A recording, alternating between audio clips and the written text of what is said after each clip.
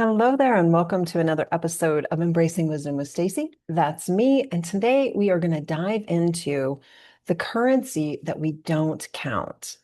We don't count a lot of currency in our world. I mean, have you ever really stopped and asked yourself, what am I actually being paid? Most of us immediately think in terms of dollars. We think our paycheck, we think tips, we think the exchange of our time for money. What do we get out of it as far as a tangible amount of money? But that is not necessarily all of the currency that we should be looking at. And for me, as a small business owner, and the work that I do in my particular field, which is adaptive yoga and assisted livings, there's really not a budget for my services. So whoever makes the decisions has to be a little bit creative of how they're going to pay me. And I know that, so my rates are very low. Now, a lot of people who look at my business might see, gosh, you drive hundreds of miles for very little money. But it's not just about the money. What if we were able to look at life and our job or our service or our volunteerism or what we're doing with our life in terms of another kind of currency? I want to explore that today because I feel like I'm becoming a little bit defensive around my own personal decisions for my business. And I just want to maybe open up or broaden a lens that might get you thinking in terms of not just what society pushes us to earn money and see that there is a hidden exchange that can happen that isn't something that you deposit into your physical bank account, but the deposit that you make in your heart and in the way you live and the decisions that you make and how you show up in the world cannot be measured in terms of a number. So, just to give you a little background, my work is rather than spending a lot of time teaching traditional yoga in a studio for traditional type bodies, I bring my services into assisted living settings or group homes specifically. So, a small home in a neighborhood housing 8 to 10 individuals with mostly neurological changes, brain injuries, dementia, Alzheimer's, Parkinson's, things like that. So, I take my services into them. Now, when I walk in the door, I am unsure as to what I'm going to be experiencing that day, especially if there's a new resident or there's been a death or there's been a fight. I have no idea what I'm walking into. So I have to be prepared for anything.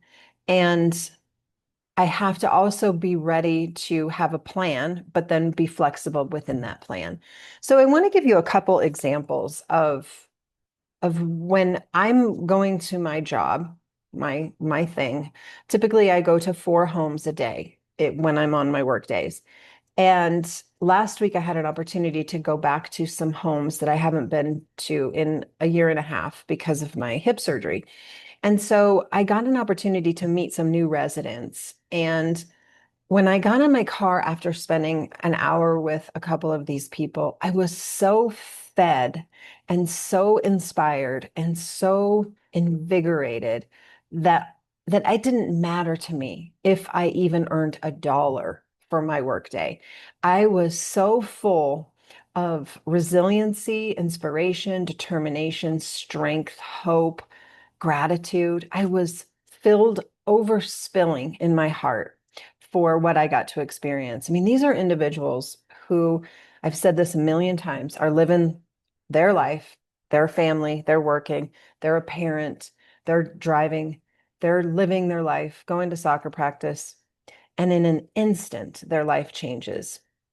And their whole world that they knew is now wiped clean. And they have to reframe everything that they ever knew into this new experience. So I met a man last week who is a 2 time very rare cancer survivor. Part of his treatment, unfortunately, caused him to have a couple strokes. The couple strokes led to seizure disorder. All of this in an instant, within one diagnosis, his whole world changes. And yet he was so excited to have an opportunity to work in his physical body that was very frail, very thin. He had an opportunity to be mindful with his breath, to connect with another human being which is the number one reason why I do what I do, is to just be seen and to be heard and to be valued and to be talked to, not in a clinical way, not in a way that's addressing his challenges, but going underneath all of that and truly seeing the man that he is and the spirit that he is and tapping into that.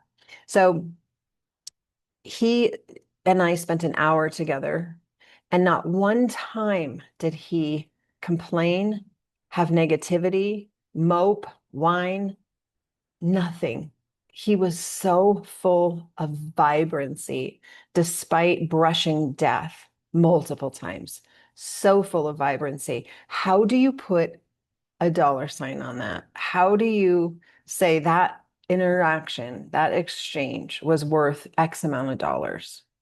I had another opportunity months ago to sit with a group of people in a group home who had lost one of their fellow residents, and the opportunity to see vulnerability and deep emotion that cracked open my heart that typically just forges through things.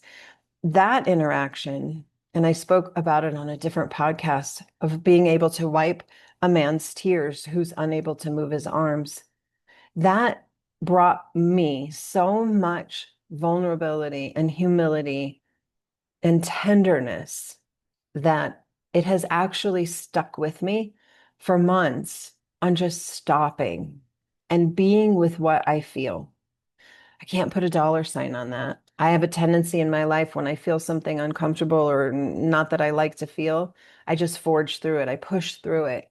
And this person was so raw in his truest emotions and in his vulnerability and in his humility and in his sadness that he actually paid me in terms of a different currency on how to be tender, on how to sit with hard emotions and not forge through them, not just push them away in the hopes of being productive or being perfect or just plowing through life, but to actually sit with the tenderness that the heart feels.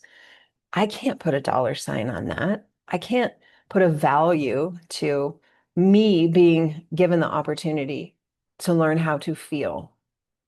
So when we think in terms of what we're doing with our life, whether it's working in a convenience store or we're being of service to somebody in terms of like massage or hairdressing or doing somebody's nails, or we're a blue collar worker digging ditches, how can we find value in that that goes beyond currency?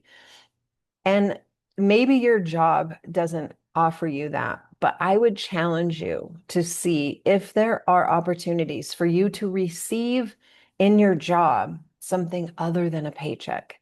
Maybe it's an interaction with a customer or a coworker, or you get to work outside and see beauty every day, or you're learning something about yourself that you would not have been able to learn had you had a different occupation.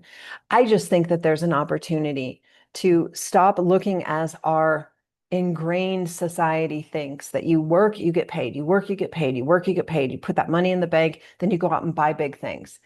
To me, we are missing so much currency that we could be depositing into our spiritual side, our emotional side, our humanity side. We are missing opportunities to take currency like vulnerability, humility, pride, love, tenderness, sadness, and deposit that into a bank account in our spirit, in our heart, and then exchange that and apply that to the next person or the next experience. I mean, that's really what we do with a paycheck, right? We work, we get money, we put it in a bank, we exchange that money to buy something. What if we took the experience of tenderness, deposited that into our heart, and exchanged it with the next person who's struggling? How better would the world be if our currency became something less tangible and more related to living from your heart? I just think it's a powerful thing. And working with adults with neurological changes, has taught me stuff that you can't learn from a book, you can't learn from a training. It's truly witnessing people who have experienced unimaginable loss rise above that. That does not equate to a dollar. And when I come home from a day like last week, and all four of my homes taught me something, gave me something, deposited something into me. I don't care if I get paid a dollar. I don't care. And now a business person would say that's a terrible business plan. You're driving, 4 hours a day to make a couple $100, spending your whole day. It's not about the money. It's not about the gas. It's not about the miles on my car. It's not even about the pain that I experienced sitting that long, because what I get paid in currency and the value in my heart far outweighs my time, my gas, my wear and tear, my pain. I see it like a scale, right? What I get from my experience of sitting with somebody who is so brave and so full of life despite the unimaginable far outweighs what I'm going to put in the bank at the end of the month. Can't put a dollar on that. So I want you to think about that in your daily life. And that's why I am a huge believer in volunteering. I'm a huge believer in doing pro bono work. Always have one client or class or student that I do for free because I gain more than I give. And when we give ourselves without an attachment to currency in the form of dollar, we actually grow as human beings. And when we grow, the world becomes better. And I say this all the time, but when I work on myself, I influence the people around me. That's like throwing a pebble into a lake of life. I get to choose every day if that pebble is going to be love or hate, or if it's going to be greed or service. So you get to choose that. Go find an opportunity to actually get a currency that has nothing to do with a dollar. I dare you to. Your life will change. All right, take care. Have a beautiful day, and I'll catch you next time. Bye.